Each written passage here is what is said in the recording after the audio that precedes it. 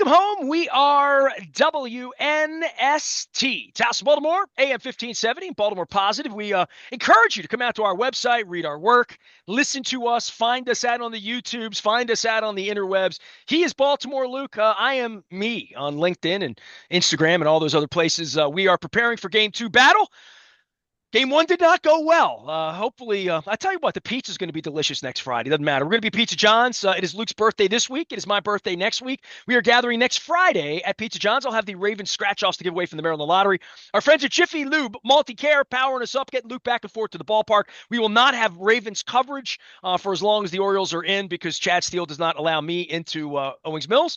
And Luke's going to be detained today with Mr. Eflin and Game 2. Game 1 did not go well, and they did not hit the ball. Luke, we've talked a lot about Corbin Burns, and was that his last start, and how much money is it going to be to keep him, and you better not have him for 26, 28, 30 starts or a dude like him, and certainly Zach Eflin, Game 2, is going to try to save them, but, I mean, Game 1, we could sit here all day and talk about nothing because the offense produced nothing, and this is a trend. This is who they are the last 60 to 90 days.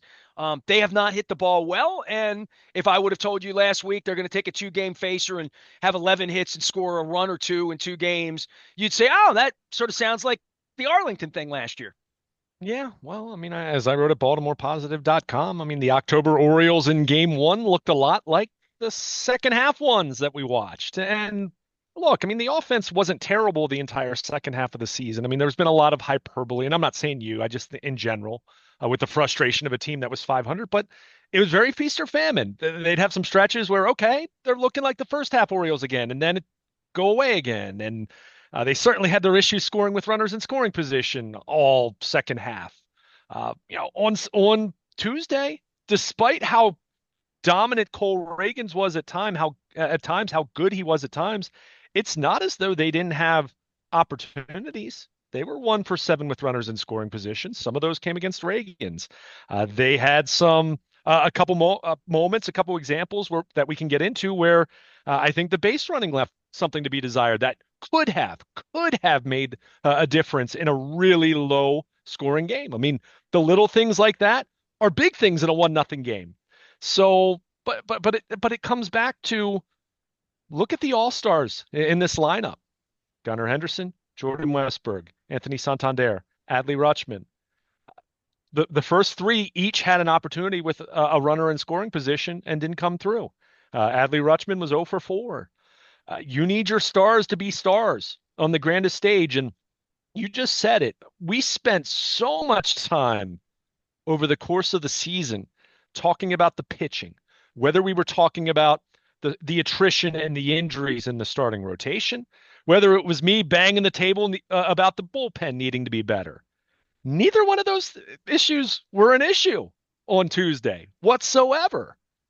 They didn't hit the ball. And we've talked about that increasingly as the year went on, but we talked about it in terms of, it being a non-starter. If this team were to make a deep October run, and that still applies, the season's not over. It's 1 game, but you might only have 1 more game if you don't take care of business. You will only have 1 more game if you don't take care of business.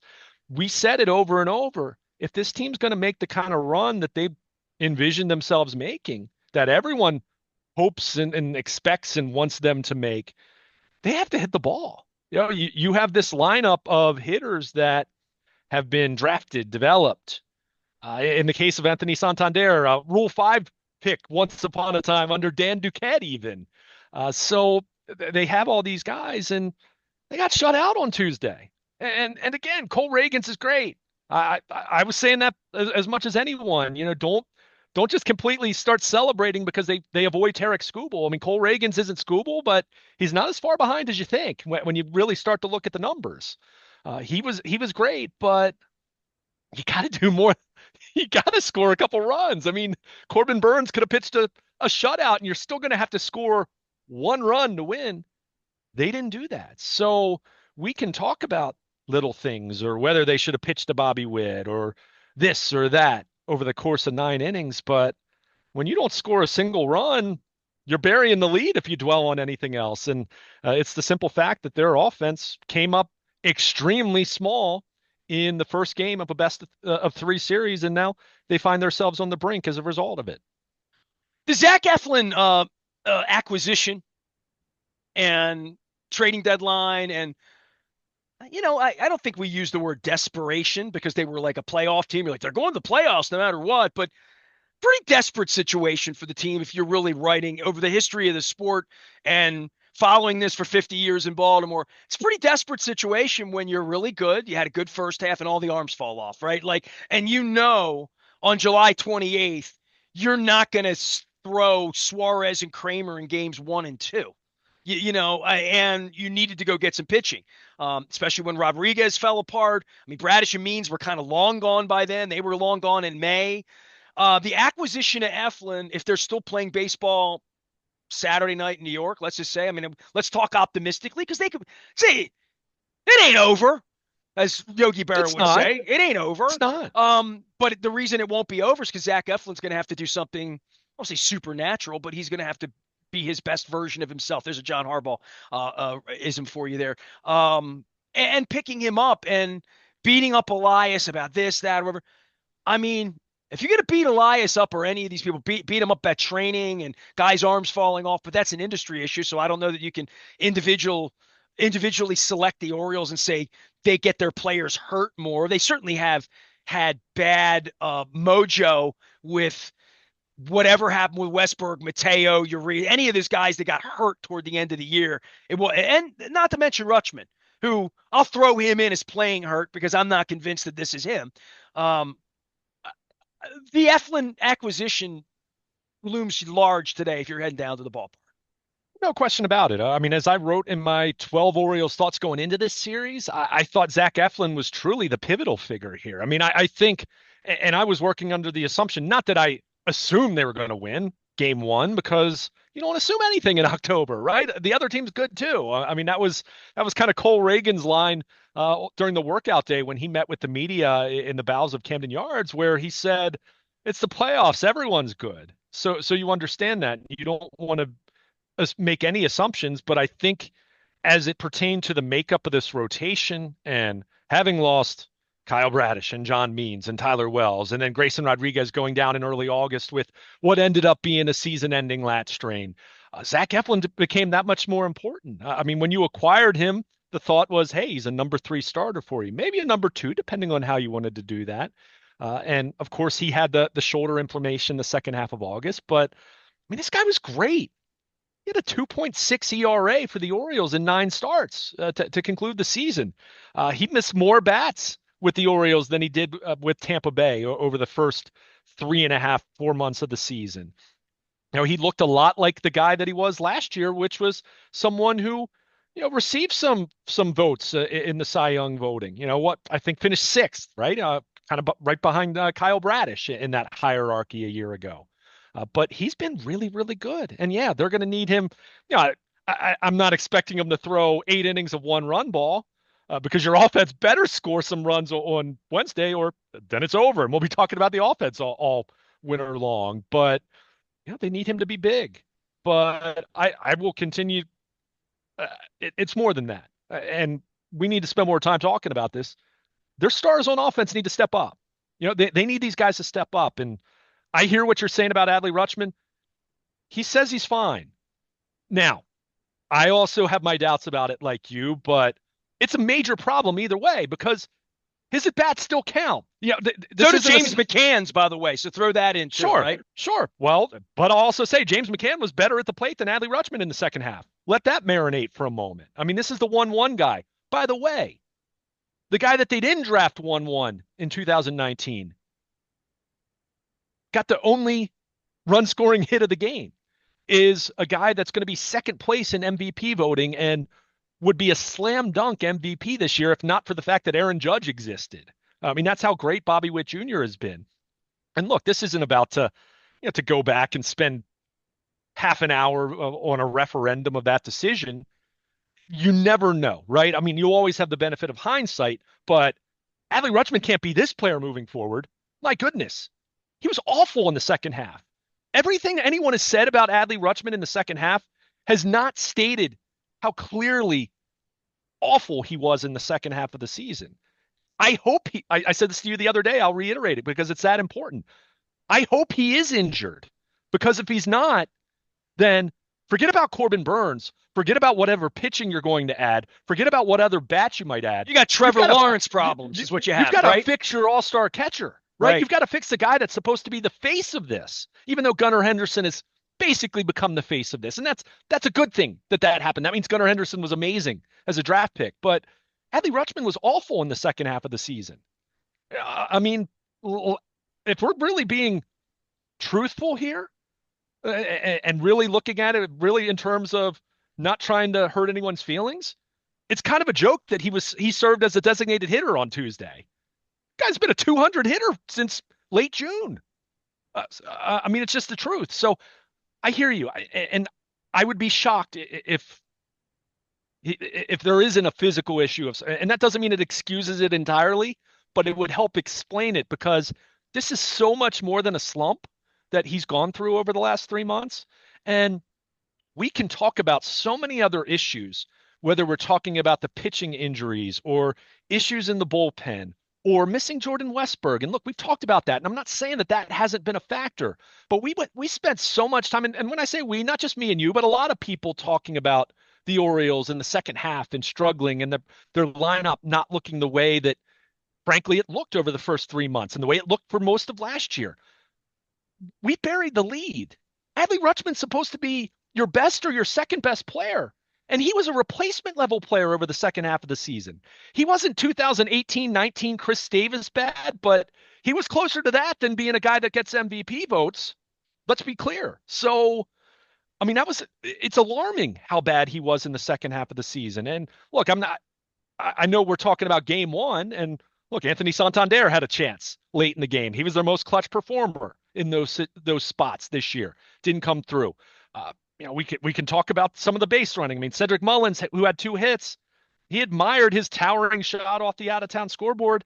I'm not guaranteeing he winds up at third base, but he had a shot to be at third base if he runs right out of the box. Ramon Arias was gifted a double on just a butcher of a play by left fielder MJ Melendez and winds up at second base. He didn't get a great read on that Mullins single to right center. Look, Arias is slow. Let's be clear. I'm not at all going to make the assumption and definitively say, yes, he would have scored had he gotten a great read, but it's at least an option then if he's at third base and maybe you do send him in that spot. But again, those are little things, and it still comes back to you got to get a hit with runners in scoring position. But there were 2 examples of some base running that I think could have been better. Those were little things that are big things. There are no little things in the postseason, especially in a 1-0 game. So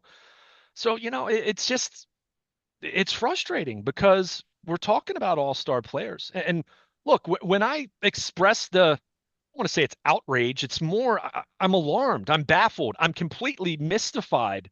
I'm completely, I don't even have the words. I'm so perplexed over what we've seen from Adley Rutschman that, yeah, it feels like how could it not be some kind of a physical issue? Because we're talking about someone who, other than his first month in the majors, when, Adley, like many players, we've seen it with the Orioles, but it happens everywhere, uh, struggled his first month of his major league career. But what we've seen in July, August, September, 3 months in a row, those have been his 3 worst months in the majors. If you take out his initial month in, the late May and into early June with the Orioles back in 2022. So how does that happen?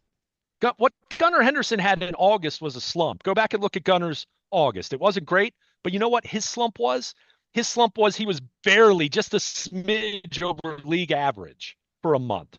Now, that's bad for Gunnar Henderson's standards, but that's a slump. What Adley Rutschman has been, which has been a bottom 5 hitter among qualified batters in Major League Baseball since July 1st, that's way more than a slump. So, yeah, I'm dwelling on him a little more because that's been something we've seen for 3+ months now, but it's all of them. I mean, you need Gunnar had a chance to come through and he struck out, with Cedric Mullins, or no, that was later in the game. That was with first and third. He struck out to end the 5th inning. Like I said, Santander really had their last best chance where they had two guys on in that bottom of the eighth inning. And Lucas Erceg comes in and ends up recording a 4-out save, but he came in with 2 outs in the eighth there. Westberg hit the long drive to left field. I mean, at some point in time, we need to stop dwelling on the fact that the wall is where it is because, not too long after that, Salvador Perez hit a ball to deep left field that would have been a home run with the old dimensions. So, some of my media brethren, at some point, we need to stop dwelling on the fact that the left field wall was moved back. We're 3 seasons into that, and it's not changing. I mean, maybe it'll be a happy medium at some point, but they're certainly not going back to the old dimensions. But the point is, I just named some of their best players on offense who didn't do anything on Tuesday. So Corbin Burnes is great. The bullpen wasn't even an issue, right? I mean, I've talked about the bullpen so much. The bullpen had nothing to do with the outcome of game one. You got to score some runs. It's that simple. And they've got to do it against Seth Lugo today. And if they don't, their season's over. And if they if they are able to do it and they are able to win and force a game three, they're going to have to do it against Michael Wacha, who had a really good year. So you got to hit the ball. Last October, they didn't hit. They did hit in game two. They didn't hit in game one or game three. Their pitching took a face plant in games 2 and 3, but they didn't hit. You got to hit. You've got to perform. You've got to come through, especially when you're talking about your studs, your guys that are all-stars, your guys that are above average players. And they didn't do that on Tuesday. I get it. It's one game. It's baseball. Season's not over, but there is no tomorrow if you lose today. The time for patience will be in the off season if that happens. So it's now or never. You got to swing the bats. You got to come out and score some runs early, put some pressure on a Kansas City team that I didn't touch on this too much because I didn't really get a chance with you. Having listened to them on Monday for their workout day, they've got a good vibe going right now. I mean, this is a team that had a 30-game improvement. This is where the Orioles were a couple years ago. And we saw what kind of second half they had in 22. Bobby Witt doesn't know no better, right? Literally. Right. And then He's won his first playoff game with a big hit, literally, right? Yeah. I mean, the Orioles, remember, they were so good from about June on in 22, and they rolled that into a 101 win season the following year. I mean, the Royals are on that track. I'm not saying they're invincible. I'm not saying the Orioles can't win these next 2 games, but they're feeling good right now. So the best thing you can do is jump on Seth Lugo for a couple runs early in this game. If you do that, then not that you exhale because you're not fine when you're trying to stave off elimination and you're on the brink of your season being over, but that would certainly make everyone feel better. And that would certainly put Zach Eflin in a better spot, if you can stake him to an early 2-0 lead in the first or second inning. So we're going to see, but they didn't hit. Like I said, I mentioned a couple of those base running. I don't want to go as far as saying drastic errors that definitely would have changed the outcome, but Mullins, I think, could have wound up on third base there if he's running right out of the box. I think Arias maybe has a chance to score if he gets a better read. And that wasn't the easiest read. Let me be clear. I mean, that was a line drive that hung up going into right center a little bit. That's not the easiest read in the world. And he is slow-footed. I mean, he's not one of their faster runners.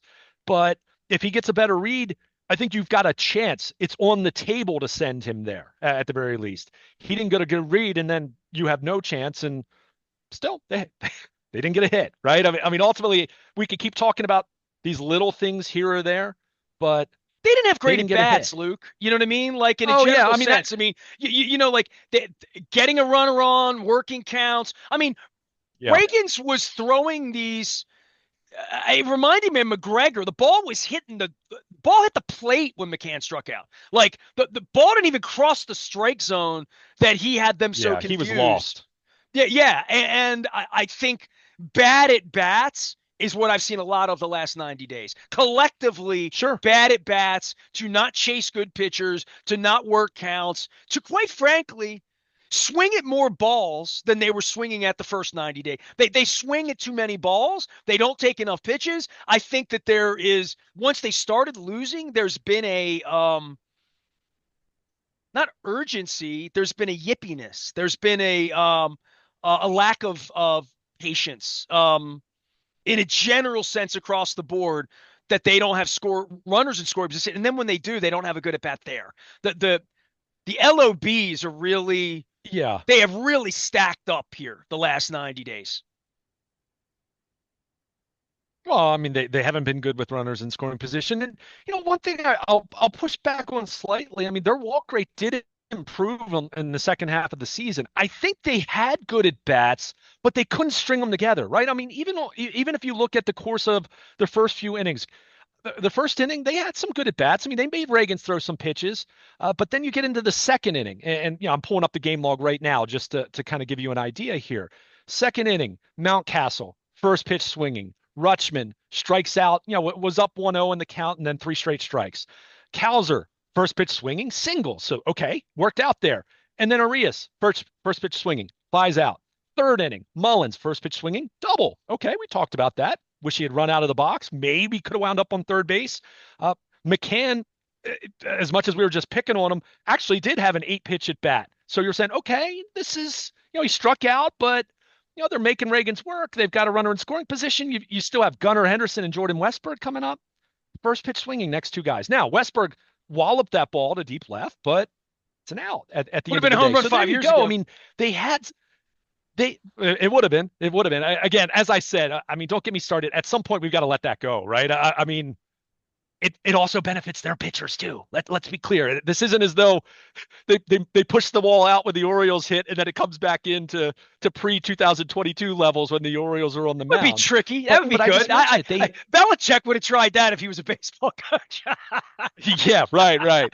But like I just said, I mean, you would have a good at bat here or there, and you start to make them work, and then it's first pitch swinging, first pitch swinging, first pitch swinging. I mean, they just couldn't string anything together in terms of a quality at bat. And again, this goes back to what I said. When you look at the Orioles' overall offensive numbers in the second half of the season, it's not like they were a bottom 10 offense and runs scored or anything like that. Far from it. But it was more hot and cold. It was more Jekyll and Hyde. It was more up and down. It was just, it wasn't consistent. And they'd have a game where they'd score 10 runs and then score 8 runs. And you'd say, all right, they're starting to get rolling again. This is the team that led the league in slugging percentage in the first half of the season.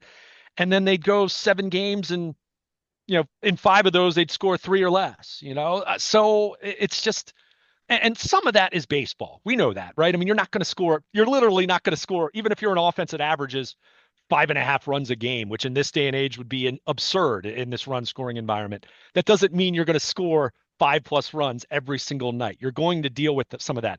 I am not at all sitting here suggesting that they needed to hang a 7 spot on Cole Reagans. I was the guy telling you over and over, this guy's good. This guy's good. But you can't get blanked. You got to scratch a couple runs. They scored 2 runs in this game.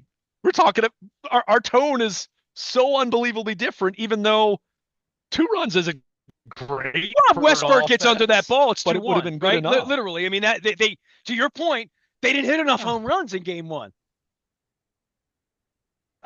Whatever it was, I mean, whether it's a home run or a bloop or a bleed or whatever, I mean, they didn't come through. And again, I get it.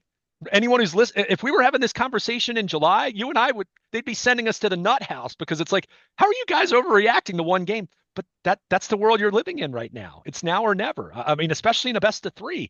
Just be thankful this wasn't the wild card game, or their season would be over, right? Under that format, we'd be talking about this not like Ubaldo giving up the home run with Zach Britton still in the bullpen, but it'd be very close. But I'll leave you with this, because we haven't mentioned it, and especially as I turned 41 years old this week. Today, in fact. Happy I think back to Luke. I know that shameless plug right there. You puke. So yeah, there you go. But eliminated on your birthday, that would suck. I hope Eflin gives you would. 7 strong today. I mean, come on. Would, but we were talking about this in the clubhouse as we were kind of waiting for a couple of the guys to talk at their lockers. And we were thinking, when was the last time the Orioles lost a 1-0 game in the postseason? Do you remember when it was? 1974. I was at the game, Vita Blue, Jim Palmer. Game 3 of the American League Championship Series. That was the first time that happened. And both guys, I'm almost like Bob Haney. That's pretty good. That's pretty good. No, it was. By the way, there were only 31,000 people there that day, and you and I are going to do our next segment on the crowd. And Pete. I got to get Pete Rose in here today too. But I just Go ahead. When was the last time they lost 1-0? Go ahead. Armando Benitez Oh, hanging 12 slider innings. to Oh, I Tony was at that one. Fernandez in the top of the I almost 11th went to inning. jail that night. And and Literally, I I will almost went to just jail that I night. w- I almost and I killed will a just guy that say, night. Closest I've ever come to killing anybody. well, I'm glad you didn't. But Well, he deserved it. well, you'd be in prison. I was Anyway, doing the show at Hooters after that, and everybody was drunk. And a guy came up with a 32-ounce glass of water. I didn't even know what was in it, and it was point blank range. Threw it in my face.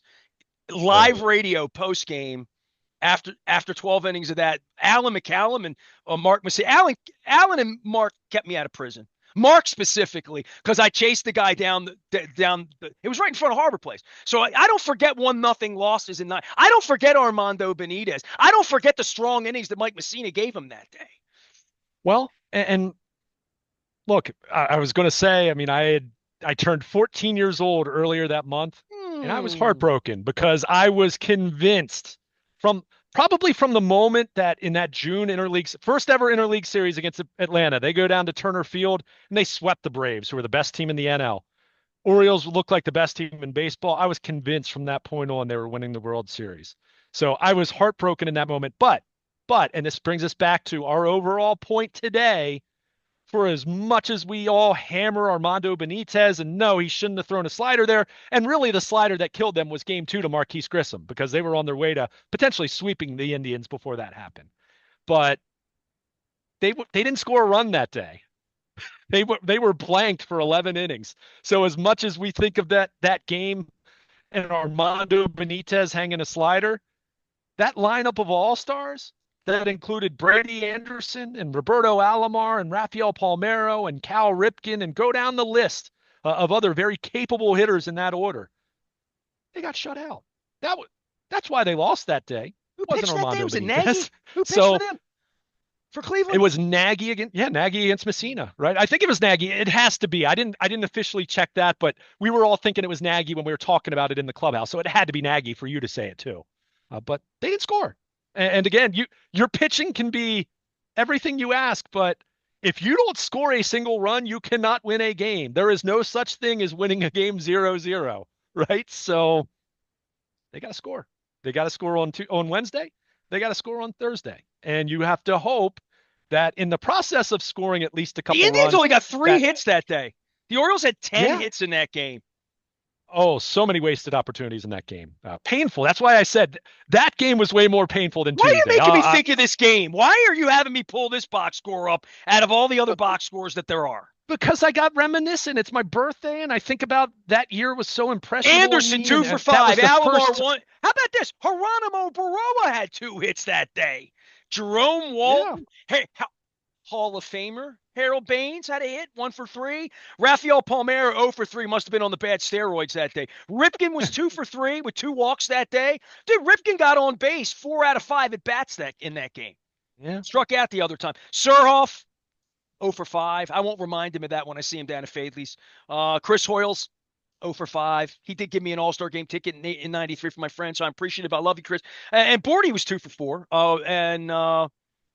Yeah, the At a one thing time when one thing Bordick they was have in not a great common, offensive player at that point. they had 5 walks and 10 hits and didn't score. Run! And I'm still talking about it 27 years later. It's right. By the way, I don't even did Nagy pitch? I don't even know. I'm looking. I'm looking. I'm looking. Oh, show pitchers lines. Hold on. Charles Nagy, 7 1/3, 9 hits, 3 walks. He had 12 base runners. Paul How many Osima, strikeouts did he have? 4. Okay. You know what though? They That was struck out a that was a lot late in the very game. No, Charles.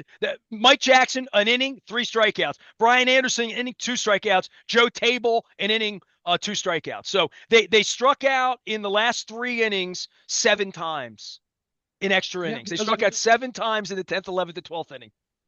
good Cleveland bullpen, and that was a very Charles Nagy-like line. I mean, that guy was not a dominant pitcher. I mean, he was the kind of guy that was going to scatter hits. And Messina, 8 innings, 1 hit, 2 walks, 10 strikeouts. Put him in the Hall of Fame. Oh, he did go to the Hall of Fame. Okay. he is. Yeah. Well, let's make sure. Luke Jones, well, they didn't do it right away. Luke Jones is here. He's Baltimore Luke. I want to come back and I want to do crowd because, by the way, here's a little tip. This will be a little bleeder for the next segment. The attendance that day, Luke, how many people were at game 6 of the 1997 ALCS? How many, what was the I am paid going to attendance? guess.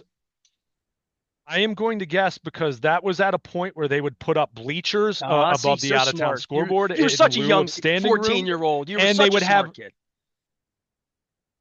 and they had the bleachers that they would put up, not as big. No, the Raptors weren't quite as big, but they put those up beyond the bullpens. I want to say it was 48. 49,075. Okay. Probably the biggest crowd in the history of Camden Yards. It wasn't Okay. the Pope, right? So Probably. yeah, Yeah. yeah, yeah. And there were not 49,000 there the other night. We're going to talk about the crowd. We're going to talk about ticket prices. No. We're going to talk about interest. We're going to talk about my dear David Rubenstein letter that I hope everybody out there goes and reads because Luke is allowed at the ballpark and I'm not. I am being discriminated against. So I have used the definition of what discrimination is, picking one thing over another thing. That is being discriminate. Why they allow Luke to get in, I don't know. They've never really answered that, except he's a nicer guy, and you all know that already. Your mother knows that, Luke. My wife knows you're nicer than me. Everybody knows you're nicer than me. That has nothing to do with giving press credentials. So Luke will be at the ballpark today. I'll be watching on TV. We have no coverage of the Ravens because they've also not allowed me to come in, even though I own the place and this is what I've done for a living for 40 years. But you can take that up with them. I've taken a letter out. Tickets are dirt cheap today if you want to come down to the ballpark. There's plenty of good seats available, and there really are a lot of good seats available as we sit here a couple of hours before game time.